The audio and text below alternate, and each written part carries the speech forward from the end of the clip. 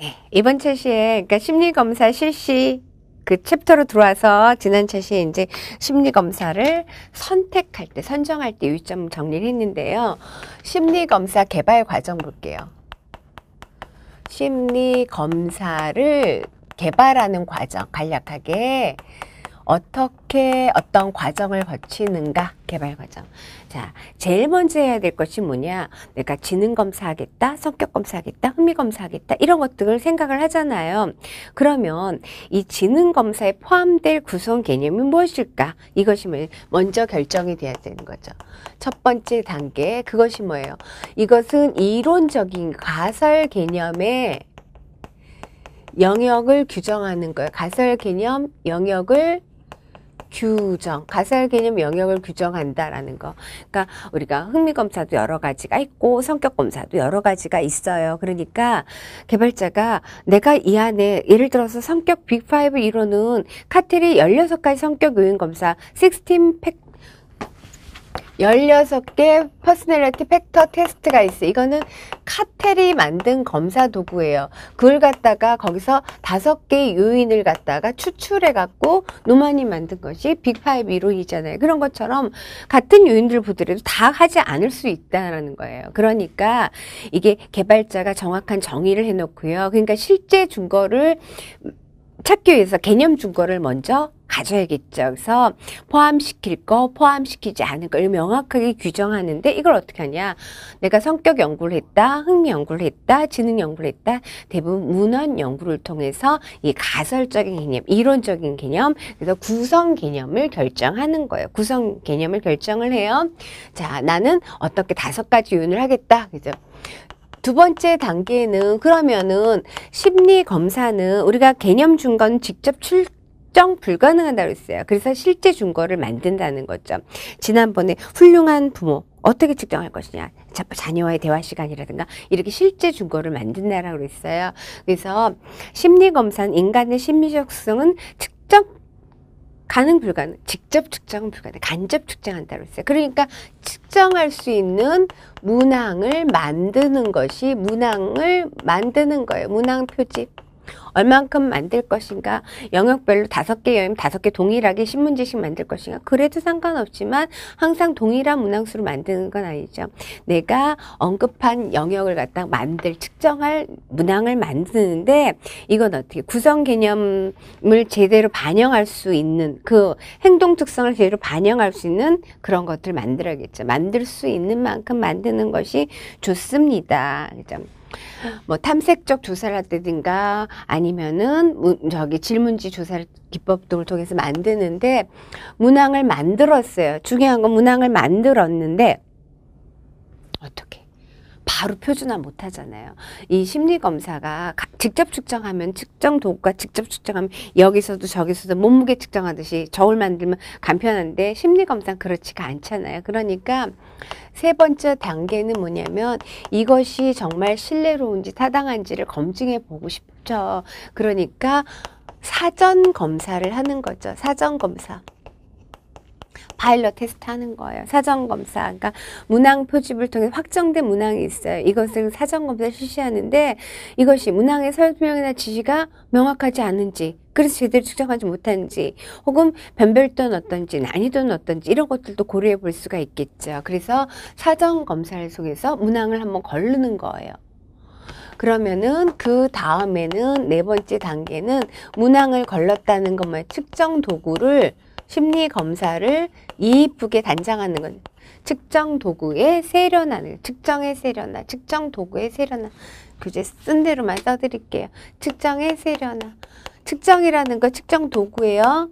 그래서 측정 도구를 세련화시키는 거. 다양한 문항 분석을 통해서 문항 분석하는 도구 뭐 배웠죠?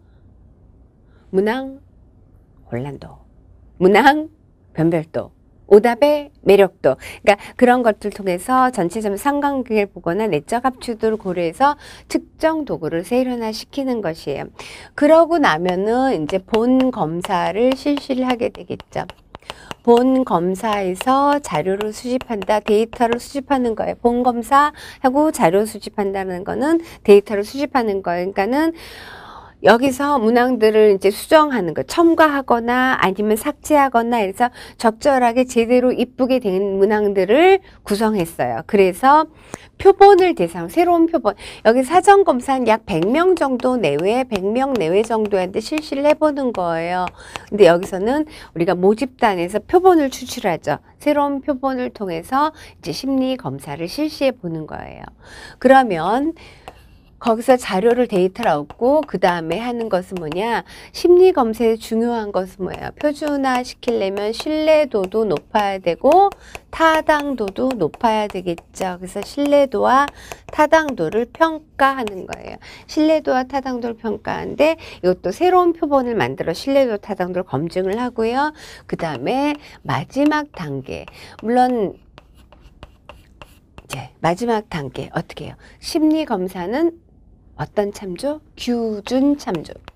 그럼 참조할 규준을 개발해 줘야겠죠. 이것도 새로운 표본을 통해서 규준을 개발해요. 그러니까 심리검사의 실상 제일 처음에 무엇으로 메뉴를 어떻게 할 것인가. 그럼 메뉴를 만들 재료를 만드는 거죠. 재료를 사오는 거예요. 문항을 표집해요. 그래서 만들었으면 일단 만들었어요. 음식을 만들었어요. 그러면 그걸 갖다 맛보기 하고 그 다음에 이것이 짠지 싱거운지 매운지 여러 적절하게 고려를 해서 본검사 손님 초대하듯이 하는 거예요. 그리고 신뢰도 타당도 검증 규준을 개발하는 거죠. 자, 규준이라는 거 한번 얘기를 해볼게요. 우리가 심리검사의 규준이 굉장히 중요하죠. 규준을 개발한다고 했어요. 규준의 종류는 집단 내 규준도 있고 또 무슨 규준이 있어요? 발달 규준이 있다고 했죠. 집단 내 규준 3가지. 100분위 표준 점수, 표준 등급, 발달 규준 3가지, 연령 규준, 학년 규준, 단기 규준 이런 것들 보기 위해서 규준을 개발해 줍니다. 그래서 심리검사 개발 과정 순서 딱 한 번만 정리를 해 두시고요. 그러면 심리검사를 제작해 가지고 세상에 내놓고 싶은데 지금 여기서는 제작한 것이 문항 표집은 예비 문항이에요. 완전히 본 문항이 아니죠. 본 문항은 어디 사전 검사한다면 여기서 본 문항이 결정이 되겠죠. 여기서 본 문항이 결정돼요. 그래서 본 문항을 결정했고 측정이 세련화되면은 본 검사를 실시한다고 했어요. 그러면은 그 문항 표집 때는 만들 수 있는 만큼 넉넉히 만들자 그랬어요. 넉넉히 만드는 것이 참으로 쉽지 않은 일이지만은 이게 쓸 수 있는지 어쩐지 만들 수 있는 만큼 만든다고 그랬어요. 그러면은 예비 문항을 만들었을 때 고려사항이 있겠죠. 그러니까 심리검사를 제작할 때 고려사항이에요. 예비문항. 그러니까 예비문항 제작 시 바람직한 태도는 뭐냐라는 거예요. 예비문항 제작 때 우리가 본검사 가기 전에 프리테스트를 통해서 좀 걸러내고자 프리테스트를 하는데 100문항을 만들어 100문항 다 걸러내면 안 되잖아요. 미리 고려해야 될 사항들이 있겠죠. 그래서 사전 검사를 한다는 거, 이거 제대로 만들었는데 이게 제대로 만들어졌는가를 확인하는 거죠. 그래서 가장 바람직한 태도는 여러 가지가 있어요. 그 심리 검사 자체는 문화적인 거, 인종적인 거, 관계 있을까요? 없을까요? 있어요. 그러니까는 우리가 어떤 사람에게도 편파적이지 않대요. 어떤 쪽이 이익이 되게끔 만들어서 안 된다는 것도 중요한 사실이긴 하지만은 지금 심리검사 제작을 위해서 예비문항 제작 시 바람직한 태도 그러면은 제가 이거를 먼저 쓸게요. 다 여러 가지 그러니까 어느 쪽이 편파적에 치우치지 않아야 된다도 틀린 바는 아니에요. 당연히 그런 것. 그러니까 누구한테 불쾌감을 주는 문항을 넣어서는 될까요? 안 된다는 거예요. 요즘 우리가 이 매체가 발달했기 때문에 실시간에 많은 정보들이 있잖아요. 실시간에 많은 정보 쏟아지고 거기 댓글도 많이 달고 그래요. 그런데 특히 공적인 업무를 수행하는 사람은 더 조심을 해야 되잖아요. 더 조심을 해야 되는데 편파적인 그 발언을 한다면 어떻게 해요? 안 되는 거죠. 그래서 우리가 예를 들어서 장애인, 비장애인 이렇게 쓰는 거, 장애인, 정상인 이렇게 쓰는 거, 아니면 장애인 폄하를 발언하는 거, 예를 들어 어떤 공적인간에서 안 돼. 그러니까 예를 들어서 검사를 하는데 검사 도구에 장애인을 조금 이렇게 정상인 장애인 이런 식으로 표현하면 이건 옳지 않은 거거든요. 장애인들 입장에서 볼 때는 뭐 나도 비정상에 이렇게 있어서 안 돼. 그러니까 어느 쪽에도 이익을 줘서도 안 돼. 편파적으로 제작하지 말아야 돼. 이것도 당연히 맞는 지문이에요. 맞는 문항인데 쉬운 걸 가는 게 좋잖아요. 우리는. 그걸 논의하는 게 아니니까. 그럼 어떻게 해요? 사전 검사를 해갖고 나중에 측정이 세련할 때 문항의 난이도라든가 변별도라든가 이런 거 고려한다 그랬잖아요. 그러니까 처음부터 문항 난이도도 고려하는 것이 좋다는 거죠. 문항 난이도 또 따라오면 문항, 변별도 이런 것들도 고려해서 만드는 거예요. 그리고 문항이 구조화 시키는 것도 고려하는 것이 좋다라는 거예요. 문항 난이도는 아시죠? 문항이 쉽고 어려운 정도. 그러니까 수검자의 수준을 보고 그 다음에 뭐 문항 변별도라는 것은 피검자의 능력을 구별할 수 있어야 되냐. 구조화된다. 문항이 명확해야 된다는 거예요. 문항이 명확해야 된다는 거예요. 그것뿐만 아니라 또 어떤 거예요? 문항이 적절하냐. 측정하고자 하는 그 영역에 대해 적절성이 있느냐. 특정 집단에 유리하게 불리하게 하지 않는다는 적절성.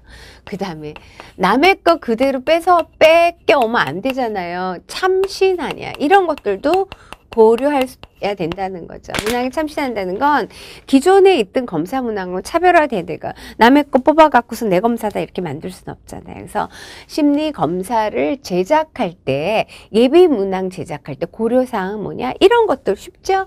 난이도, 변별도, 참신성, 구조화 또 어떤 거 있죠? 적절성 이런 것들 생각하시면 돼요. 그래서 뭐 제가 앞서 얘기했듯 어디 쪽에 치우치지 않아야 되는 것도 맞아요. 적절해야 된다는 맞지만은 그냥 편안하게 난이도, 변별도 익숙한 거, 그 다음에 참신성을 쓰든지 구조화를 쓰든지 이런 걸 생각하시면 예비 문항 제작 시에 바람직한 태도 고려해야 될 사항이라 볼 수가 있습니다.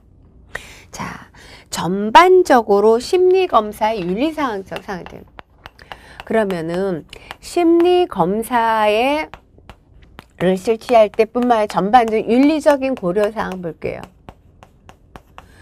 윤리적 고려사항을 제가 이제 정리를 많이 해놨는데 이렇게 돼 있어요. 50일 심리검사의 윤리적 고려사항 4가지. 50일 심리검사를 관련해서 준수해야 될 윤리강령. 이때 평가기법 관련해 준수해야 될 윤리강령. 이게 뭐예요? 다 같은 거예요. 문제만 다르죠. 문제가 달라요. 그러니까는 지금 평가기법이라는 것은 여러분들이 공부하셨을 APA, 미국 심리학회에서 APA, 그래서 평가기법을 용어를 쓴 거고요. 그 다음에 우리가 한국 심리상담협회에서 이제 윤리적 고려 전반적인 다르지 않아요. 근데 쭉 보고 나서 제가 어떻게 정리를 하면 좋으시겠다라고 정리해서 말씀드리려고 합니다. 교재 통해서 같이 얘기를 나눌게요. 심리검사의 윤리적 고려사항들.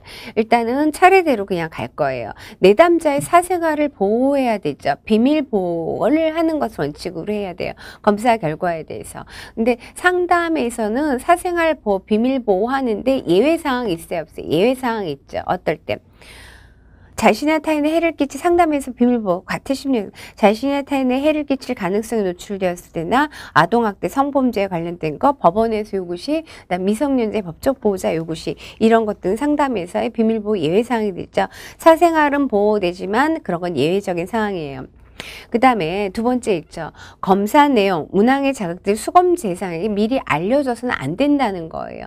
그러니까 그것을 뭐 예측하거나 미리 준비해서는 안 된다는 거예요. 단 검사 자극이 미리 오픈되지는 않아야 돼. 그 문항을 미리 알려줘서는 안 되지만은 연습의 기회는 줘야 돼. 유사한 걸로 연습할 수 있어야 된다. 어떻게 하는 거 즉각 들어갈 수 있도록 연습의 기회는 있어야 된다.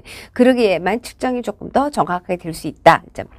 그 다음에 검사를 개발하고 표준화할 때는 기존의 과학적 방법을 따른다고 했어요. 내 맘대로 하는 게 아니라 과학적인 절차에 따라서 기존의 방법 중에서 과학적인 절차에 의해서 검사를 개발한다 그랬어요. 누가 실시하느냐?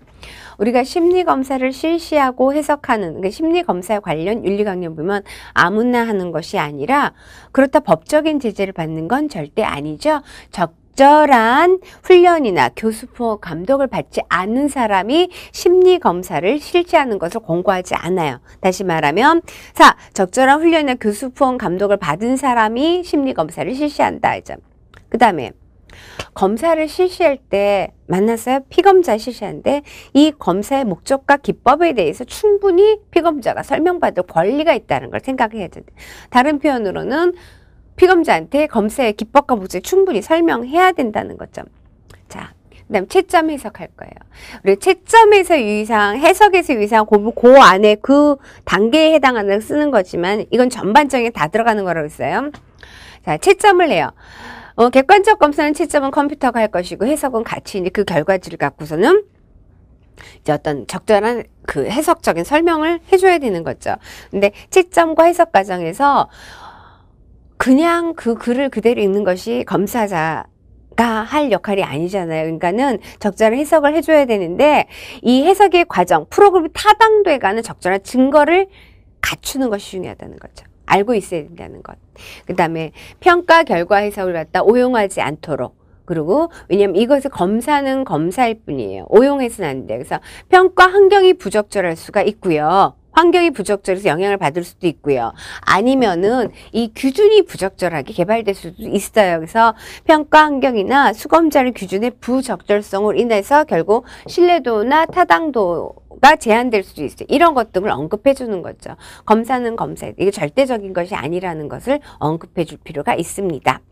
그 다음에 우리가 검사를 만들 때 문항의 적절성, 누구에게도 뭐 특정 집단에 유리하거나 특정 집단은 편파적이지 않아야 된다고 했어요. 그건 문항이 적절한 거라고 했는데, 그러니까 이 검사 도구 자체가 누굴 차별하는 도구로 사용해서는 안 돼요. 만들 때도 그래야지만 검사 자체로 수검자를 차별하는 도구로 사용해서는 안 되고, 검사의 한계는 있어야 없어요. 한계는 있다라는 것. 그래서 검사의 한계를 인식하고 이를 위해서 검사의 질적인 향상에서 심리검사자는 계속적인 노력을 해야 된다.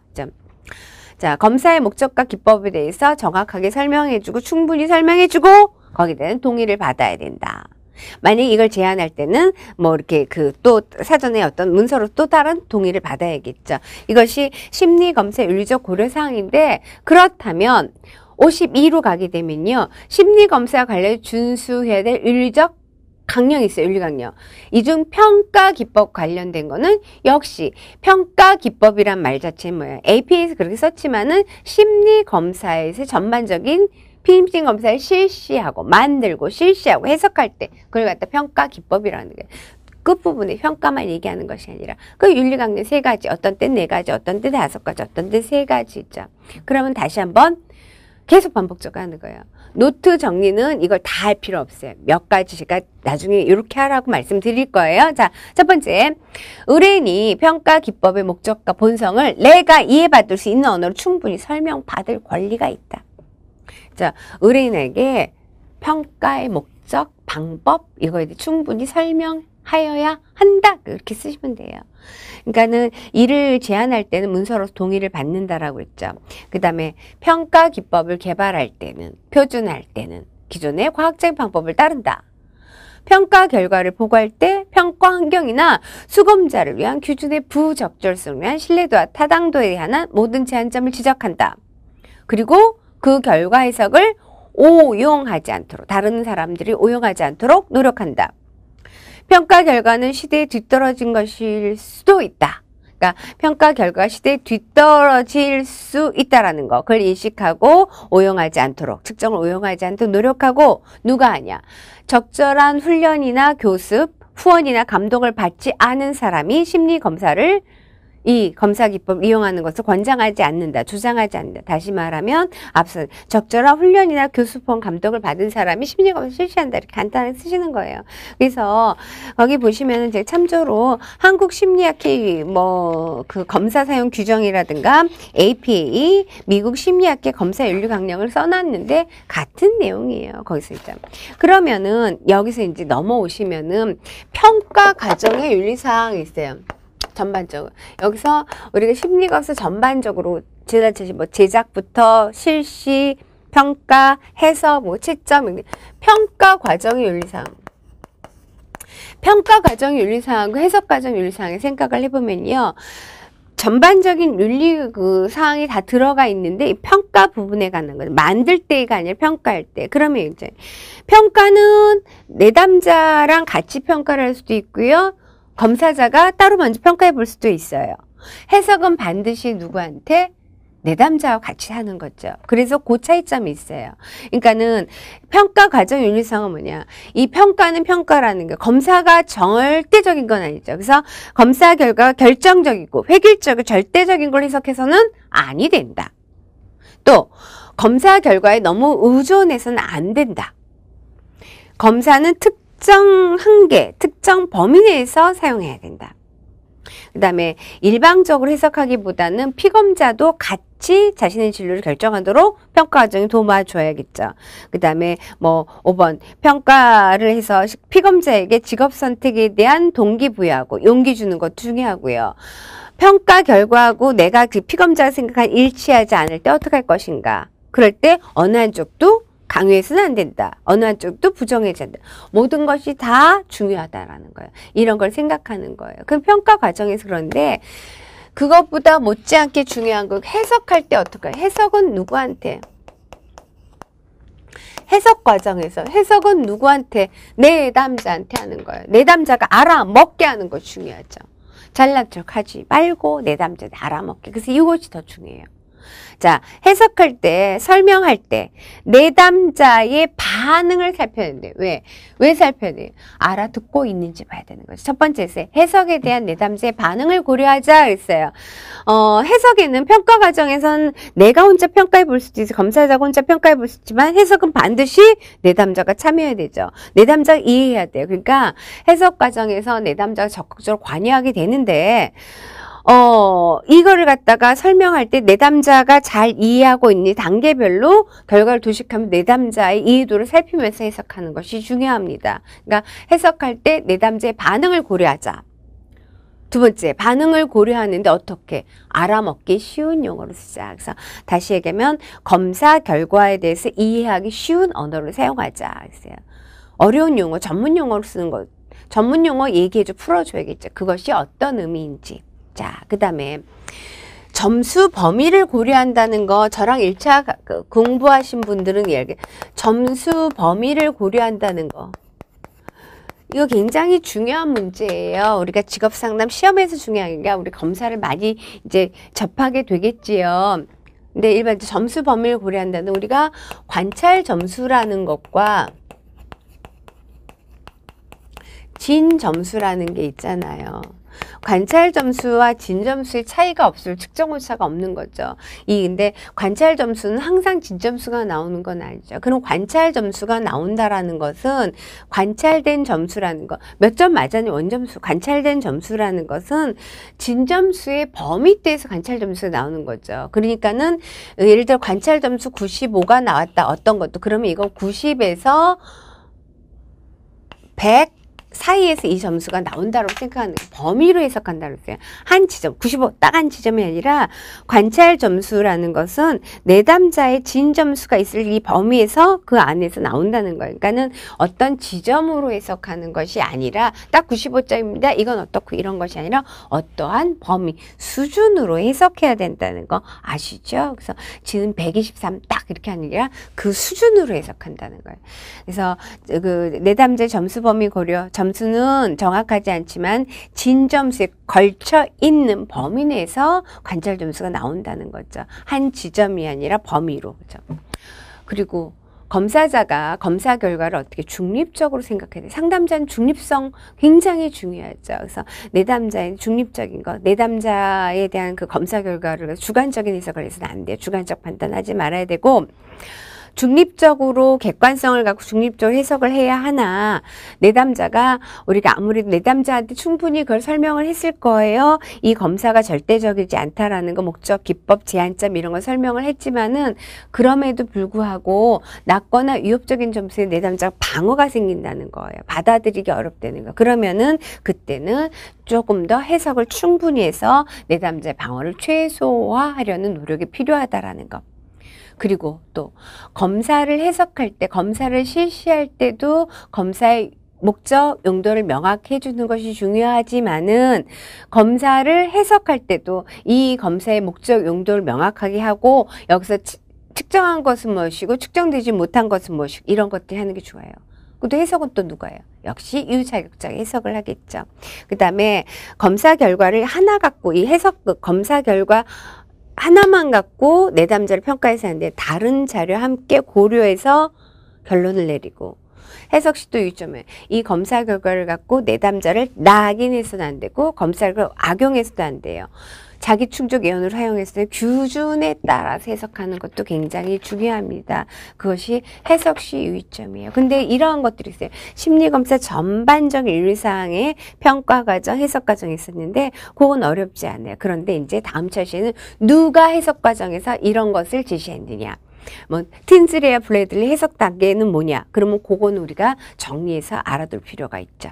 다음 차시엔 그거부터 같이 정리해 보도록 하겠습니다. 이 차시는 여기까지 할게요. 고맙습니다.